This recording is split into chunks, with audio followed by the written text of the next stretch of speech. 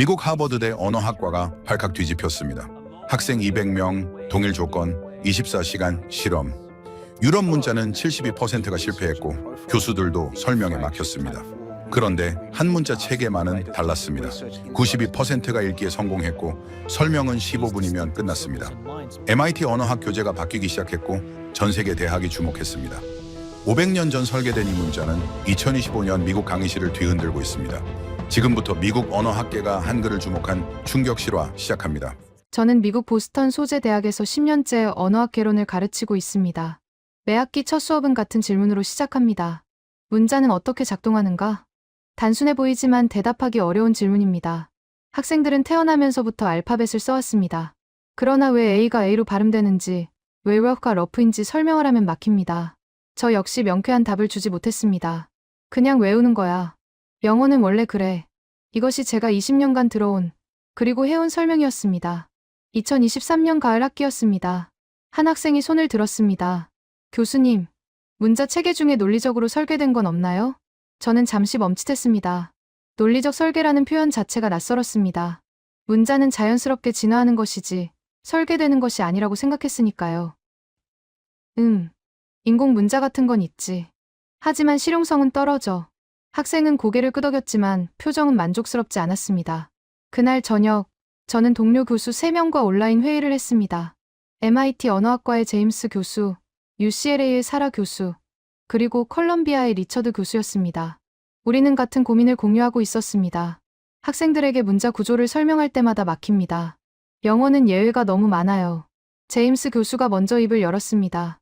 프랑스어도 마찬가지입니다. 철자와 발음이 따로 놀죠. 사라 교수가 말했습니다. 리처드 교수는 더 직설적이었습니다. 솔직히 우리가 가르치는 건 원리가 아니라 암기법입니다. 문자학 수업인데 암기만 시키고 있어요. 회의는 2시간 넘게 이어졌습니다. 결론은 하나였습니다. 우리에게는 비교 대상이 필요하다는 것. 구조적으로 명확한 문자 체계를 사례로 들어야 학생들이 차이를 이해할 수 있다는 것.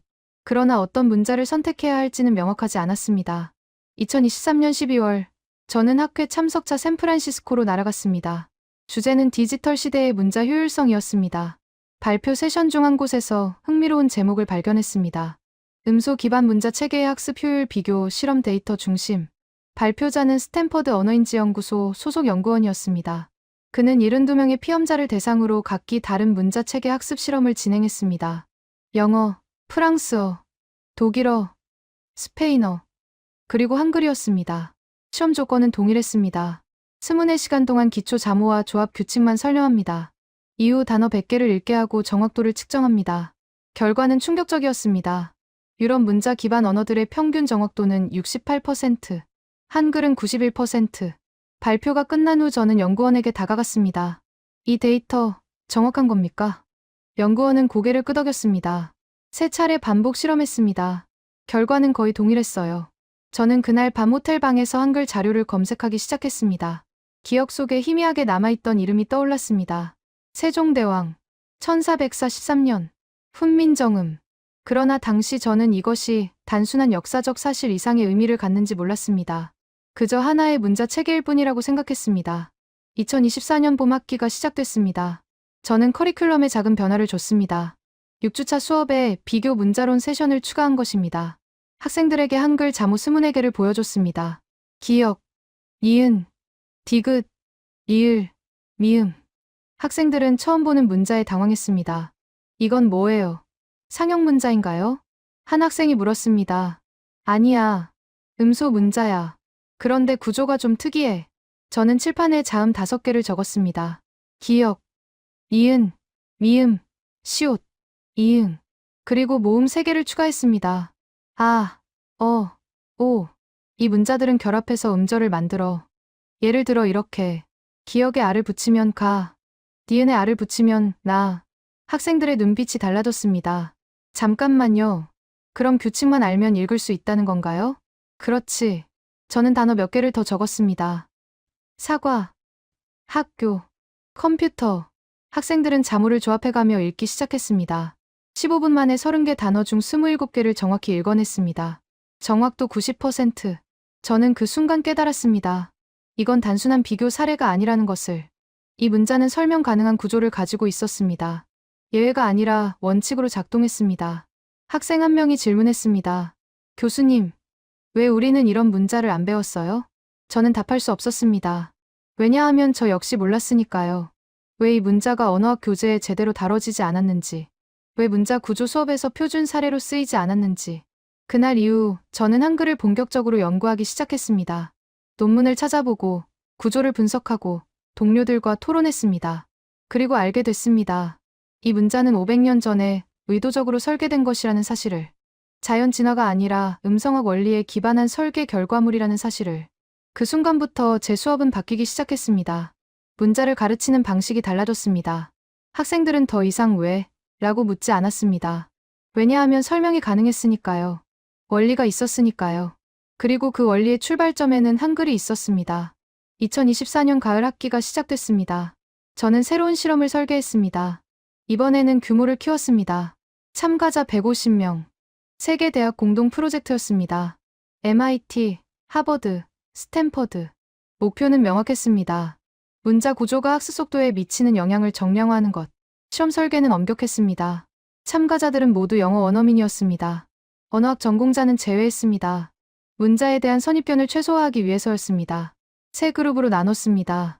A그룹 50명 프랑스어 기초, B그룹 50명 독일어 기초, C그룹 50명 한국어 기초. 조건은 동일했습니다.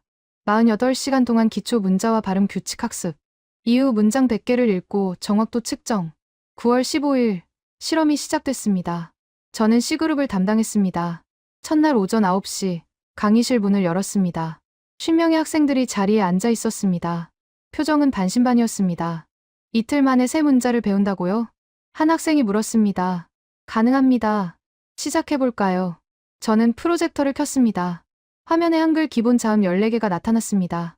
기역, 니은, 디귿, 리을, 미음, 비읍, 시옷, 이응, 지읒, 치읒, 키읔, 티읒, 피읍, 키읔.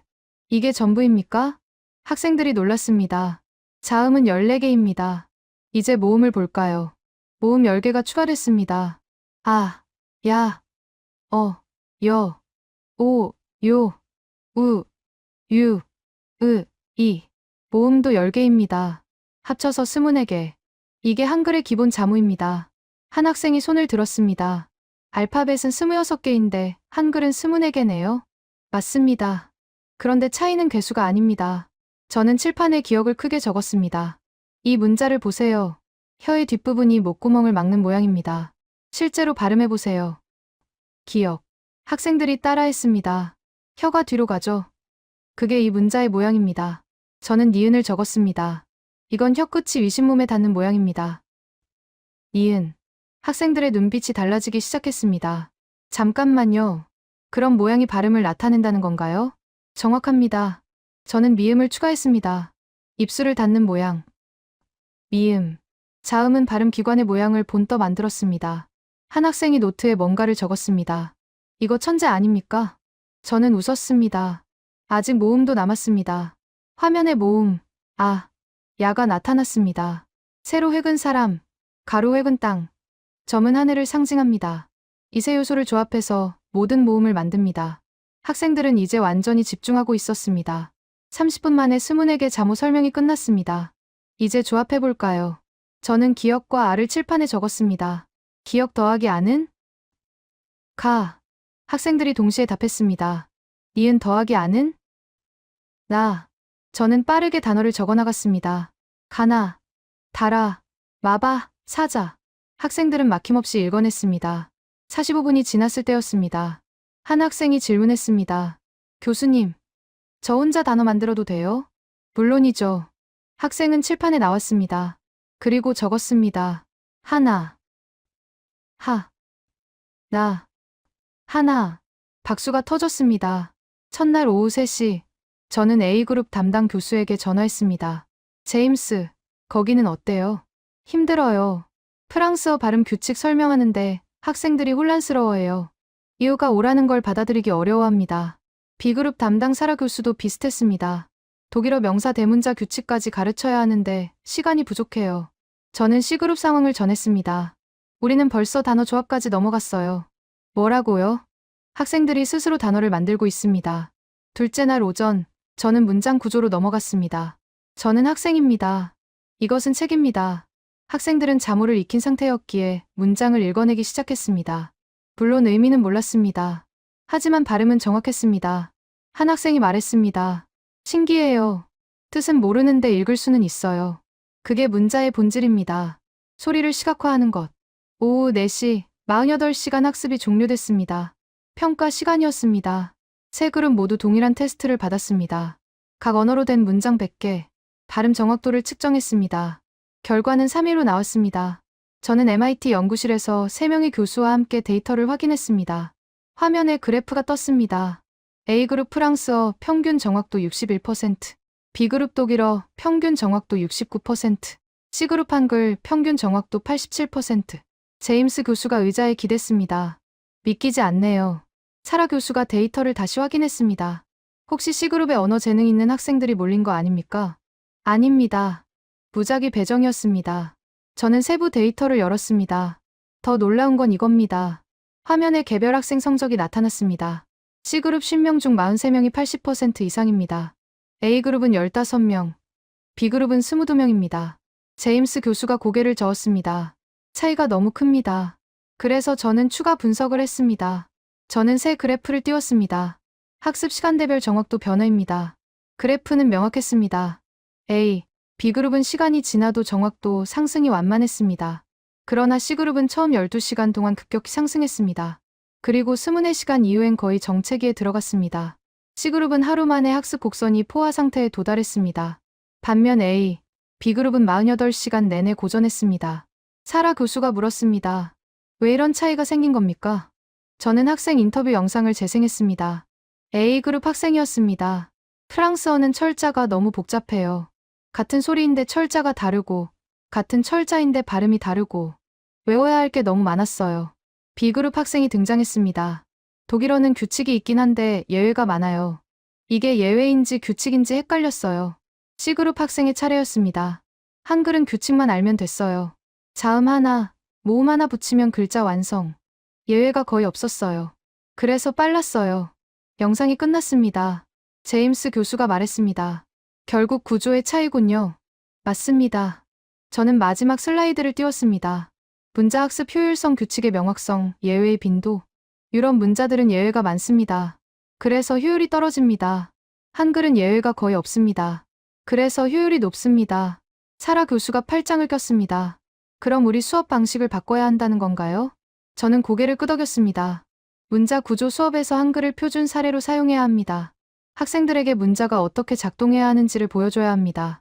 제임스 교수가 웃었습니다. 500년 전 문자가 21세기 교재가 되는 거군요. 그렇습니다. 저는 창밖을 바라봤습니다. MIT 캠퍼스가 보였습니다. 이곳에서 배출된 수많은 언어학자들. 그들이 놓쳤던 것을 우리가 발견했습니다. 문자는 설계될 수 있다는 것. 그리고 그 설계는 효율을 결정한다는 것. 2024년 11월, 제 이메일 받은 편지함이 폭발했습니다. MIT 실험 결과가 학회지에 게재된 직후였습니다. 첫 번째 메일은 예일대에서 왔습니다. 시험 프로토콜을 공유해 주실 수 있습니까? 저희도 재연하고 싶습니다. 두 번째는 UC 버클리였습니다. 한글 교육 자료를 구할 수 있는 경로가 있습니까? 세 번째는 시카고대였습니다. 다음 학기 문자학 수업에 한글을 포함시키려 합니다. 조언 부탁드립니다. 하루에 20통 이상의 메일이 쏟아졌습니다. 미국 전역의 언어학과에서 연락이 왔습니다. 저는 동료 교수들과 긴급 회의를 소집했습니다. 상황이 예상보다 빠르게 움직이고 있습니다. 제임스 교수가 노트북을 열었습니다. 어제 하버드 학부장에게서 연락 왔어요. 내년 봄 학기부터 언어학 100일 커리큘럼에 한글 섹션을 추가하겠답니다. 사라 교수가 덧붙였습니다. UCLA도 마찬가지예요. 비교 언어학 수업의 필수 사례로 지정했어요. 저는 달력을 확인했습니다. 10월에 미국 언어학회 연례 총회가 있습니다. 거기서 공식 발표를 하죠. 2024년 12월 14일 시애틀 컨벤션 센터 미국 언어학회 연례 총회 둘째 날이었습니다. 저는 대강당 무대에 섰습니다. 좌석은 만석이었습니다. 약 800명의 언어학자들이 자리를 채웠습니다. 제목 슬라이드가 떴습니다. 한글 문자 설계의 효율성 사례 연구. 저는 심호흡을 했습니다. 2023년까지 저는 한글을 몰랐습니다. 정확히는 존재는 알았지만 중요하게 생각하지 않았습니다. 그런데 지난 1년간 150명 학생 실험, 12개 대학 협력 연구를 거치며 깨달았습니다. 우리가 놓친 게 있다는 것을. 슬라이드가 넘어갔습니다. 시험 결과 그래프였습니다. 48시간 학습 후 한글 그룹 정확도 87%, 유럽 문자 그룹 평균 65%. 강당이 수렁였습니다. 차이의 원인은 명확합니다. 구조입니다. 저는 한글 자모 구성 원리를 설명하기 시작했습니다. 발음 기관 모방, 체계적 조합 원리, 예외의 최소화. 25분간의 발표가 끝났습니다. 질의응답 시간이었습니다. 첫 번째 질문은 프린스턴대 교수에게서 나왔습니다. 한글이 효율적이라는 건 인정합니다. 그런데 이게 우리 수업과 무슨 관련입니까? 우리는 영어를 가르치는데 한글을 왜 다뤄야 합니까? 저는 예상했던 질문이었습니다. 한글을 가르치자는 게 아닙니다. 한글을 비교 도구로 사용하자는 겁니다. 학생들에게 문자가 어떻게 작동할 수 있는지를 보여주는 거죠. 컬럼비아대 교수가 손을 들었습니다. 구체적으로 어떻게 활용합니까? 예를 들어볼게요. 저는 새 슬라이드를 띄웠습니다. 영어 수업 1주차, 음소와 문자의 관계를 가르칩니다. 기존 방식은 알파벳 26개를 나열하고 발음을 외우게 합니다. 새 방식은 한글 조합 원리를 먼저 보여줍니다. 학생들은 음소와 문자가 1대1로 대응할 수 있다는 걸 이해합니다. 그 다음 영어로 돌아와서 왜 영어는 그렇지 않은지를 설명합니다. 학생들은 이제 영어의 복잡성을 자기 능력 부족이 아니라 문자 구조의 특성으로 받아들입니다. 강당이 조용해졌습니다. 듀크대 교수가 발언했습니다. 흥미롭군요. 그럼 한글은 일종의 이상적 모델로 사용되는 건가요? 정확합니다. 수학에서 완전수를 가르치는 것처럼 문자학에서 한글을 가르치는 겁니다. 실용성이 아니라 원리 이해를 위해서죠. NYU 교수가 끼어들었습니다. 그렇다면 교재 개발이 필요하겠군요. 저는 고개를 끄덕였습니다. 이미 시작했습니다. 저는 태블릿을 들어 올렸습니다. MIT, 하버드, 스탠퍼드 공동으로 교재를 개발 중입니다. 제목은 문자 구조의 이해 한글 사례 연구입니다. 내년 봄학기 전에 출판 예정입니다. 박수가 터졌습니다. 발표가 끝나고 저는 복도로 나왔습니다. 10명 이상의 교수들이 저를 기다리고 있었습니다. 교재 사전 주문할 수 있습니까? 공동 연구에 참여하고 싶습니다. 우리 대학원생이 이 주제로 논문을 쓰려 하는데 자문해 주실 수 있나요? 저는 명함을 나눠주며 답했습니다. 모두 환영입니다. 연락 주세요. 2025년 1월, 저는 한국 서울로 날아갔습니다. 국립한글박물관 초청이었습니다. 박물관장이 저를 맞이했습니다. 미국 대학들이 한글에 관심을 갖는다니 놀랍습니다. 관심이 아닙니다. 필요입니다. 저는 가방에서 자료를 꺼냈습니다. 지난 3개월간 42개 미국 대학이 한글 관련 교육 자료를 요청했습니다. 내년엔 더 늘어날 겁니다. 도움이 필요합니다. 교육용 자료, 발음 가이드, 역사적 배경. 박물관장은 자료를 넘겨보며 고개를 끄덕였습니다. 협력하겠습니다. 한글이 세계 언어학 교육에 쓰인다니 의미 있는 일입니다. 다음 날, 저는 서울대 언어학과를 방문했습니다. 한국 언어학자들과의 간담회였습니다. 한 교수가 질문했습니다. 미국에서 한글을 가르칠 때 어려움은 없습니까? 발음이 어렵지 않나요? 저는 웃었습니다. 오히려 쉽습니다. 문자와 발음이 거의 일치하니까요. 학생들이 가장 놀라는 부분이 그겁니다. 한 번도 들어본 적 없는 언어인데 읽을 수 있다는 것. 다른 교수가 물었습니다. 그럼 한국어를 배우려는 학생이 늘겠네요? 아닙니다. 저는 고개를 저었습니다. 우리는 한국어가 아니라 한글만 가르칩니다. 목적이 한국어 습득이 아니라 문자 구조 이해니까요. 물론 일부 학생들은 한국어에 관심을 갖게 됩니다. 하지만 그건 부수 효과일 뿐입니다. 간담회가 끝나고 저는 광화문 거리를 걸었습니다. 간판에 한글들이 눈에 들어왔습니다. 1년 전만 해도 그냥 낯선 기호였습니다. 이제는 각 자모가 어떻게 조합됐는지 보였습니다. 제 휴대폰이 울렸습니다. MIT 제임스 교수였습니다. 좋은 소식입니다. 교재 초고가 완성됐어요. 출판사 검토 들어갑니다. 3월 출간 예정입니다. 저는 미소 지었습니다. 학생들 반응은 어때요? 열광적입니다. 한글 섹션이 가장 인기 있는 부분이에요. 학생들이 처음으로 문자 구조를 이해했다고 말합니다. 전화를 끊고 저는 호텔로 돌아왔습니다. 노트북을 열고 이메일을 확인했습니다. 새 메일 37통. 모두 한글 관련 문이었습니다. 텍사스대, 미시간대, 위스콘신대, 노스웨스턴대. 미국 전역에서 연락이 왔습니다. 저는 답장을 쓰기 시작했습니다. 한 통, 두 통, 세 통. 창밖으로 서울 야경이 보였습니다. 500년 전 이 도시에서 태어난 문자. 그것이 2025년 미국 대학 강의실을 바꾸고 있었습니다. 2025년 3월 15일, 보스턴. MIT 출판부 사무실이었습니다. 저는 편집장 앞에 앉아 있었습니다. 책 한 권이 책상 위에 놓여 있었습니다. 문자 체계론 한글을 통한 비교 분석 편집장이 책을 넘기며 말했습니다. 3개월 만에 초판 5,000부가 매진됐습니다. 언어학 교재로는 이례적인 속도예요. 증쇠 결정했습니다. 1만 부 추가 인쇄 들어갑니다. 저는 책을 받아들었습니다. 무게가 느껴졌습니다. 단순한 종이 무게가 아니었습니다. 1년간의 연구, 실험, 토론이 담긴 무게였습니다. 대학 주문이 계속 들어오고 있어요. 편집장이 리스트를 건넸습니다. 하버드, 예일, 프린스턴, 컬럼비아, 펜실베이니아, 아이비리그 전체가 포함돼 있었습니다. 주립대도 많습니다. UC 버클리, 미시간, 텍사스, 위스콘신, 일리노이, 총 87개 대학에서 교재 주문이 들어왔습니다. 저는 숫자를 다시 확인했습니다. 87개. 1년 전만 해도 상상할 수 없던 숫자였습니다. 해외 주문도 있나요? 캐나다 토론토대, 영국 UCL, 호주 멜버른대에서 문의 왔습니다. 영문판이니까 영어권 전체로 퍼질 가능성이 있습니다. 저는 책을 펼쳤습니다. 3장이었습니다. 한글의 원리 설계된 문자체계. 이 장을 쓰는 데만 2개월이 걸렸습니다. 훈민정음 해례본 분석, 자음 생성 원리, 모음 조합 체계, 음절 구성 규칙.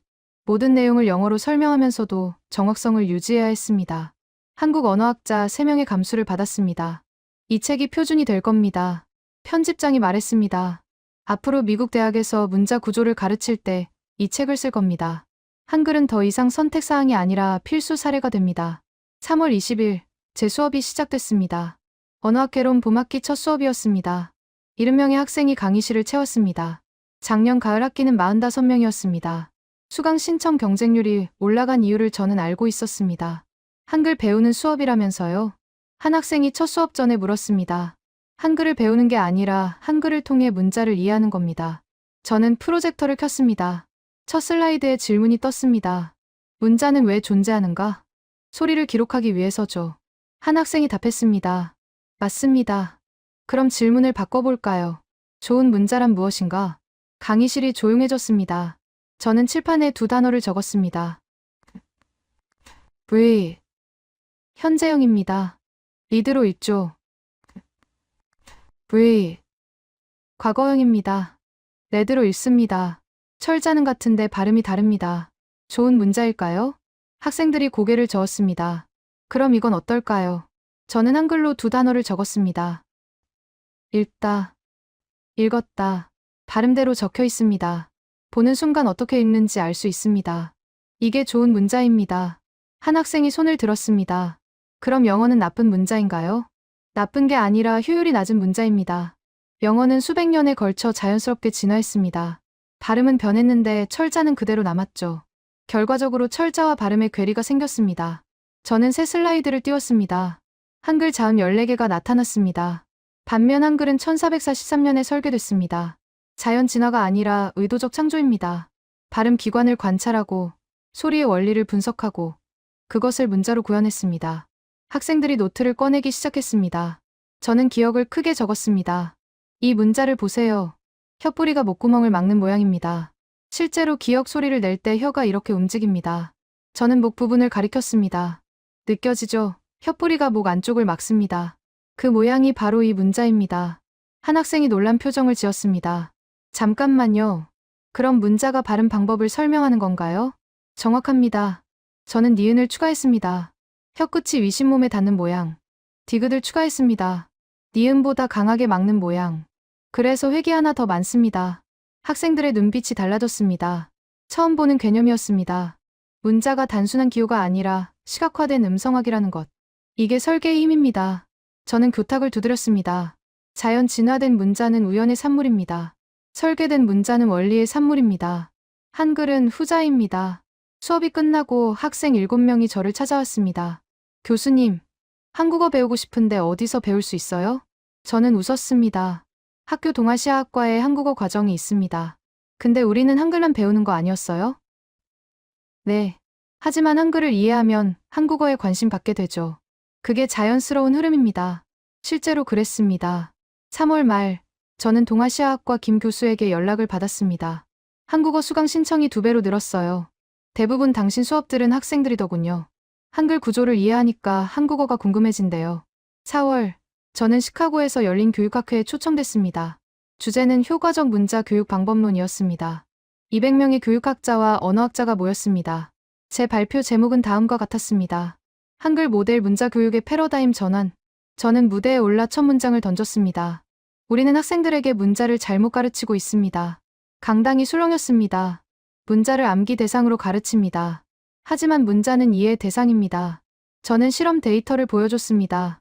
한글 학습 그룹은 48시간 만에 87% 정확도에 도달했습니다. 이유는 단순합니다. 이해했기 때문입니다. 규칙을 이해하면 적용할 수 있습니다. 암기하면 잊어버립니다. 이해하면 기억됩니다. 발표가 끝난 후 질의응답이 이어졌습니다. 한 교육학자가 물었습니다. 그럼 초등학교 문자 교육도 바꿔야 한다는 건가요? 그렇습니다. 저는 단호하게 답했습니다.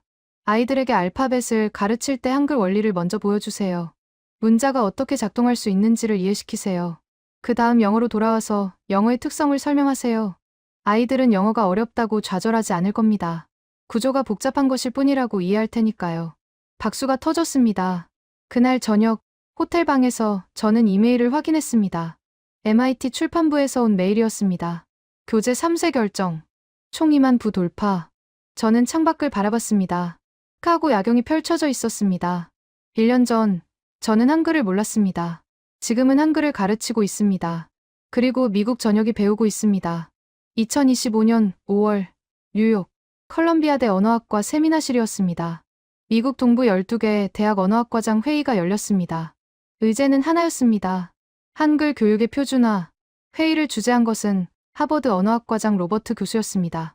지난 학기 우리 대학 언어학 개론 수강생이 40% 증가했습니다. 이유를 조사했더니 한글 섹션 때문이더군요. 예일의 수잔 교수가 고개를 끄덕였습니다. 우리도 마찬가지입니다. 학생들이 한글 배우는 수업이라고 소문냈어요. 정확히는 한글이 아니라 문자 구조론인데 말이죠. 프린스턴의 데이빗 교수가 자료를 꺼냈습니다. 문제는 각 대학이 제각각 가르치고 있다는 겁니다. 어떤 곳은 2주, 어떤 곳은 4주. 깊이도 다릅니다. 표준화가 필요합니다. 저는 제안서를 배포했습니다. 한글 기반 문자 구조론 표준 커리큘럼안 4주 과정으로 설계했습니다. 1주차 문자의 정의와 유형, 2주차 한글의 창제 원리와 구조, 3주차 한글과 다른 문자 체계 비교, 4주차 문자 효율성 평가와 응용. 컬럼비아의 리처드 교수가 질문했습니다. 한글 발음 교육은 어떻게 합니까? 원어민 아니면 정확한 발음 가르치기 어렵지 않나요? 그래서 표준 발음 가이드를 만들었습니다. 저는 태블릿을 꺼냈습니다. 한국국립국어원과 협력했습니다. 20개 자모의 표준 발음을 음성 파일로 제작했습니다. 각 대학에 무료로 배포합니다. 음성이 재생됐습니다. 기억, 니은, 디귿, 명확하고 정확한 발음이었습니다. 학생들은 이 파일을 반복 청취하며 연습합니다. 교수는 발음을 직접 시범 보일 필요가 없습니다. 브라운대의 마이클 교수가 손을 들었습니다. 평가는 어떻게 합니까? 한글 읽기 시험을 보나요? 아닙니다. 저는 고개를 저었습니다. 평가 목표는 한글 습득이 아니라 문자 원리 이해입니다. 학생들에게 묻는 건 이겁니다. 문자 구조가 학습 효율에 미치는 영향을 설명하시오. 한글과 영어의 구조적 차이를 논하시오. 효율적인 문자 체계의 조건을 제시하시오. 한글은 도구일 뿐입니다. 목표는 문자학 이해입니다. 회의는 3시간 동안 이어졌습니다. 결론은 만장일치였습니다. 동부 12개 대학이 표준 커리큘럼을 채택한다. 2025년 가을 학기부터 시행한다. 회의가 끝나고 로버트 교수가 저를 불렀습니다. 커피 한잔 하죠. 우리는 캠퍼스 카페로 갔습니다. 솔직히 말하겠습니다. 로버트 교수가 입을 열었습니다. 1년 전만 해도 저는 회의적이었어요. 한글, 동아시아 문자 하나가 우리 수업에 무슨 도움이 되나 싶었죠. 그런데 데이터를 보고 생각이 바뀌었습니다. 그는 커피를 한 모금 마셨습니다. 학생들이 달라졌어요. 문자를 대하는 태도가 바뀌었습니다.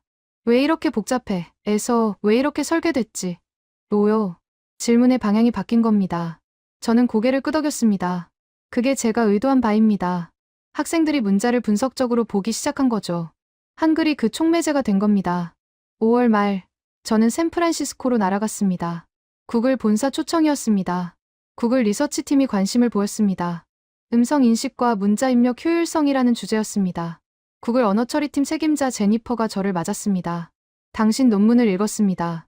한글의 구조적 효율성. 흥미롭더군요. 우리가 음성인식 AI를 개발하는데 한글이 특이한 패턴을 보입니다. 회의실로 들어갔습니다. 화면에 데이터가 떴습니다. 언어별 음성인식 정확도 구글 AI 기준 영어 87.3%, 중국어 84.1%, 스페인어 88.6%, 한국어 94.2%. 저는 숫자를 다시 확인했습니다. 한국어가 압도적으로 높네요. 네, 처음엔 데이터 오류인 줄 알았습니다. 제니퍼가 다음 슬라이드를 넘겼습니다. 그런데 반복 테스트 결과도 같았어요. 이유를 분석했더니 문자 구조 때문이더군요. 한글은 음소와 문자가 거의 1대1 대응입니다. AI가 음성을 텍스트로 변환할 때 오류가 적습니다. 저는 고개를 끄덕였습니다. 영어는 같은 소리가 여러 철자로 표기됩니다. 예를 들어 투 소리가 to, 세 가지죠. AI가 문맥 없이는 구분하기 어렵습니다. 맞습니다. 제니퍼가 새 데이터를 보여줬습니다. 문자 입력 속도 비교 모바일 기준. 영어 쿼티 분당 38단어, 중국어 병음 분당 29단어, 한글 천지인 분당 42단어. 한글이 가장 빠릅니다. 자모 조합 방식이 모바일 입력에 최적화돼 있어요.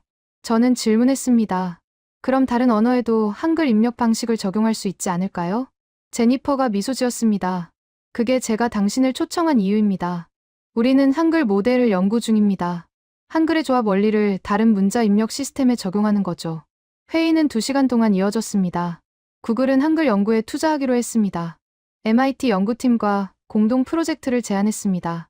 6월, 저는 다시 보스턴으로 돌아왔습니다. 제 연구실 문 앞에 학생들이 줄을 서 있었습니다. 15명 정도였습니다. 무슨 일이에요? 제가 물었습니다. 한 학생이 앞으로 나왔습니다.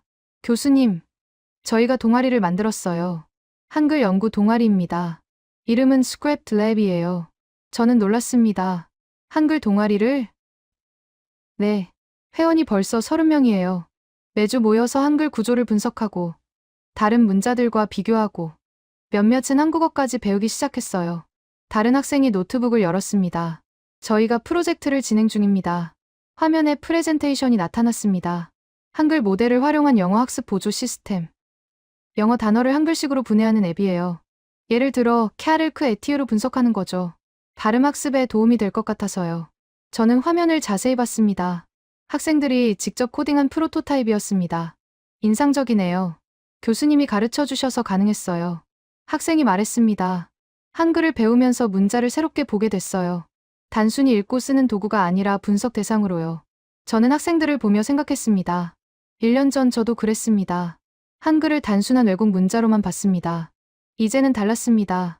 한글은 문자학의 교과서였습니다. 그날 밤, 저는 이메일을 한 통 받았습니다. 미국 언어학회 회장에게서였습니다. 주제는 문자 교육의 미래입니다. 한글 연구가 미국 언어학에 가져온 변화를 이야기해 주세요. 저는 답장을 보냈습니다. 영광입니다. 수락하겠습니다. 창밖으로 보스턴 야경이 보였습니다. 찰스 강이 반짝였습니다. 1년 전, 저는 샌프란시스코 학회에서 한글을 처음 접했습니다. 지금은 미국 전역이 한글을 가르치고 있습니다. 학생들이 자발적으로 연구하고 있습니다. 구글이 투자하고 있습니다. 변화는 생각보다 빨랐습니다. 그리고 아직 시작일 뿐이었습니다. 2025년 8월 워싱턴 DC 미 국교육부 산하 언어교육정책연구소였습니다. 저는 정책자문위원으로 초청받았습니다. 회의 주제는 K-12 문자 교육 개선안이었습니다. K-12는 유치원부터 고등학교까지를 의미했습니다. 즉, 미국 전체 초중등 교육을 논의하는 자리였습니다. 회의실에는 15명의 전문가가 모였습니다. 교육학자, 언어학자, 교육정책 담당자들이었습니다. 연구소장 캐서린 박사가 회의를 시작했습니다. 미국 학생들의 읽기 능력이 하락하고 있습니다. 화면에 통계가 나타났습니다. 2024년 전국 읽기 평가 결과 4학년 65%만 학년 수준 도달, 8학년 61%만 학년 수준 도달, 10명 중 4명은 자기 학년 수준의 글을 제대로 읽지 못합니다. 원인을 분석했더니 문자 교육 단계에서 문제가 있었습니다. 교육학자 로버트 박사가 발언했습니다. 아이들이 알파벳을 외우는 데만 집중합니다. A는 A, B는 B, C는 C. 하지만 정작 캣을 읽을 때 왜 캣인지 모릅니다. A가 아니라 A로 발음되는 이유를 설명할 수 없어요. 또 다른 교육학자 제니퍼 박사가 덧붙였습니다. 그래서 파닉스를 가르칩니다. 철자와 소리의 관계를 익히는 거죠. 하지만 영어는 예외가 너무 많아요. 아이들은 규칙을 배우고, 예외를 외우고, 또 새로운 예외를 만나고 결국 좌절합니다. 캐서린 박사가 저를 바라봤습니다. 그래서 당신을 초청했습니다. 대학에서 한글 모델이 효과가 있었다면서요? 초등학교에도 적용 가능할까요? 저는 자료를 꺼냈습니다. 가능합니다. 이미 파일럿 프로그램을 진행했습니다. 화면에 사진들이 나타났습니다. 보스턴 근교 초등학교 3학년 교실이었습니다. 지난 학기 한 초등학교와 협력했습니다. 3학년 학생 60명을 두 그룹으로 나눴습니다. A그룹 기존 파닉스 방식, B그룹 한글 모델 선행 방식. 로버트 박사가 물었습니다. 한글 모델 선행이란? 아이들에게 먼저 한글 자모 24개를 가르쳤습니다. 2주 동안요. 그 다음 영어 알파벳으로 넘어갔습니다. 이게 무슨 의미가 있죠? 제니퍼 박사가 의아해했습니다. 저는 동영상을 재생했습니다. 초등학교 3학년 교실이었습니다. 선생님이 칠판에 한글을 적고 있었습니다. 기억에 알을 붙이면? 가. 아이들이 신나게 대답했습니다. 니은에 알을 붙이면? 나. 그럼 기억에 아. 니은에 알을 합치면? 가나. 아이들이 웃으며 따라 읽었습니다. 선생님이 칠판에 더 많은 글자를 적었습니다. 바나나. 우유. 가방. 아이들은 막힘없이 읽어냈습니다. 신기해요. 저 혼자 읽을 수 있어요. 한 아이가 소리쳤습니다. 동영상이 멈췄습니다. 저는 설명을 이었습니다. 아이들은 2주 만에 한글 읽기를 습득했습니다. 중요한 건 그 다음입니다. 새 동영상이 재생됐습니다. 같은 교실 3주차였습니다. 선생님이 이번엔 영어 알파벳을 가르치고 있었습니다. CAT. 캣. 한 아이가 손을 들었습니다. 선생님, 한글처럼 합치는 건가요? 비슷해. 그런데 영어는 한글보다 복잡해. 왜요? 영어는 오래전에 만들어져서 변화가 많았거든. 한글은 나중에 만들어져서 더 깔끔해. 아이가 고개를 끄덕였습니다. 아, 그래서 한글이 더 쉬웠구나. 저는 동영상을 멈췄습니다. 이게 핵심입니다. 아이들은 영어가 어렵다고 좌절하지 않았습니다. 한글과 비교하면서 영어의 특성을 이해했습니다. 캐서린 박사가 앞으로 몸을 기울였습니다. 결과는 어땠나요? 저는 그래프를 띄웠습니다. 12주 후 읽기 평가 결과. A그룹 기존 방식 평균 72점. B그룹 한글 선행 평균 84점. 회의실이 조용해졌습니다. 12점 차이는 통계적으로 유의미합니다. 더 중요한 건 아이들의 태도 변화였습니다. 저는 인터뷰 영상을 재생했습니다. B그룹 아이가 카메라를 보며 말했습니다. 영어 읽기가 재미있어요. 한글 배울 때 규칙을 알았잖아요. 영어도 규칙이 있는데 좀 복잡한 거래요. 그래도 이해할 수 있어요. 다른 아이가 등장했습니다. 저는 한글을 더 배우고 싶어요. 엄마한테 한국어 배우고 싶다고 했어요. 로버트 박사가 눈을 크게 떴습니다. 아이들이 자발적으로 언어에 관심을 갖게 된 거군요. 그렇습니다. 저는 고개를 끄덕였습니다. 한글 모델은 단순히 읽기 능력을 높이는 게 아닙니다. 아이들이 문자를 탐구, 대상으로 보게 만듭니다. 제니퍼 박사가 질문했습니다. 그럼 전국적으로 확대 가능할까요? 선생님들을 어떻게 훈련시키죠? 이미 준비했습니다. 저는 책자를 꺼냈습니다. 초등 교사를 위한 한글 모델 교육 가이드. MIT와 하버드 교육대학원이 공동 개발했습니다. 8시간 교사 연수 프로그램입니다. 선생님들은 한국어를 배울 필요가 없습니다. 한글 자모 24개와 조합 원리만 익히면 됩니다. 발음은 표준 음성 파일을 활용하고요. 캐서린 박사가 책자를 넘겨봤습니다. 인상적이네요. 파일럿 프로그램을 확대해 볼 만합니다. 회의는 4시간 동안 이어졌습니다. 결론은 다음과 같았습니다. 2025년 가을 5개 주 50개 학교에서 시범 실시. 2026년 결과 평가 후 전국 확대 검토. 회의가 끝나고 캐서린 박사가 저를 불렀습니다. 솔직히 놀랐습니다. 1년 만에 여기까지 왔다니. 처음 당신 논문 읽었을 때만 해도 흥미로운 연구라고만 생각했어요. 근데 이건 연구가 아니라 혁명이더군요. 저는 창밖을 바라봤습니다. 워싱턴 기념탑이 보였습니다. 혁명이라고 하기엔 너무 단순합니다. 그냥 문자를 제대로 이해하자는 거죠. 500년 전 한국에서 누군가 그걸 해냈어요. 우리는 그걸 배우는 겁니다. 9월, 저는 다시 강의실로 돌아왔습니다. 가을 학기가 시작됐습니다. 언어학개론 수강생이 95명으로 늘었습니다. 작년 같은 시기엔 45명이었습니다.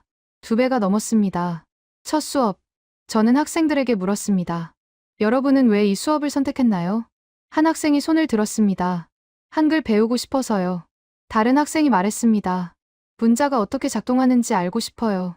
또 다른 학생이 덧붙였습니다. 제 동생이 초등학교에서 한글 배우고 있어요. 저도 궁금해졌어요. 저는 웃었습니다. 좋습니다. 그럼 시작해볼까요? 칠판에 큰 글씨로 적었습니다. 문자는 생각의 도구다. 오늘부터 여러분은 문자를 새롭게 볼 겁니다.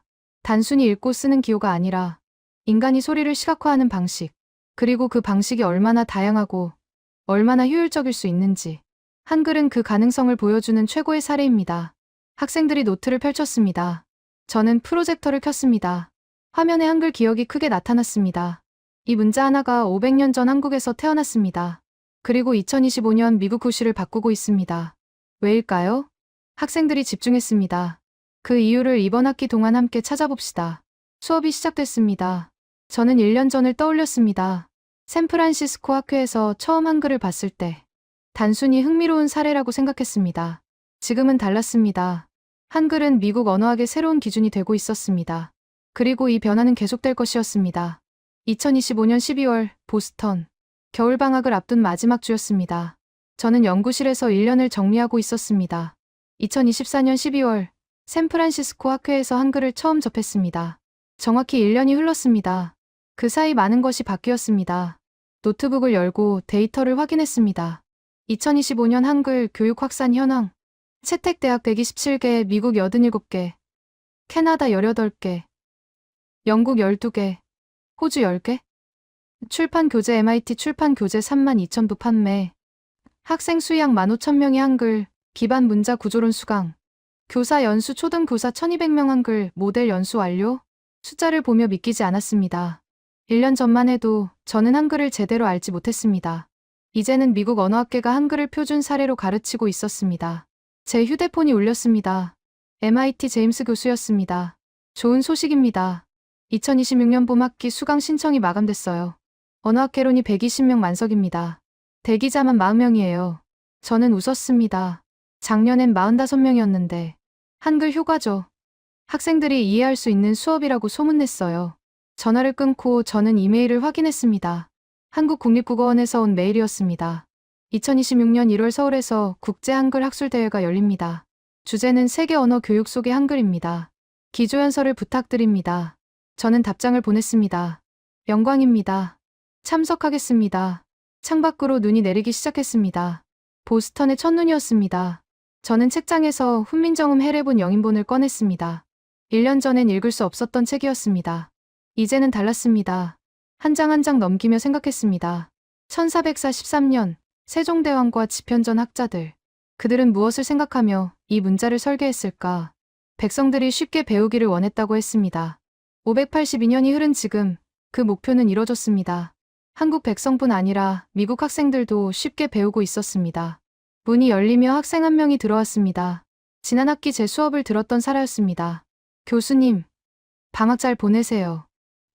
너도 계획 있어? 사라가 가방에서 책을 꺼냈습니다. 방학 동안 한국어 배우려고요. 한글 배우고 나니까 한국어가 궁금해졌어요. 내년 여름엔 서울 어학연수 가려고 해요. 저는 놀랐습니다. 한글 때문에? 네. 한글 구조를 배우면서 생각했어요. 이렇게 설계된 문자를 만든 문화가 궁금하다고. 그 언어로 사람들이 뭘 생각하고 표현하는지 알고 싶어요. 사라가 나간 후 저는 생각에 잠겼습니다. 우리가 의도한 건 문자 구조 교육이었습니다. 그런데 결과는 그 이상이었습니다. 학생들이 한국 문화에 관심을 갖기 시작했습니다. 언어를 배우려 했습니다. 문자가 문화로 이어지는 다리가 된 것입니다.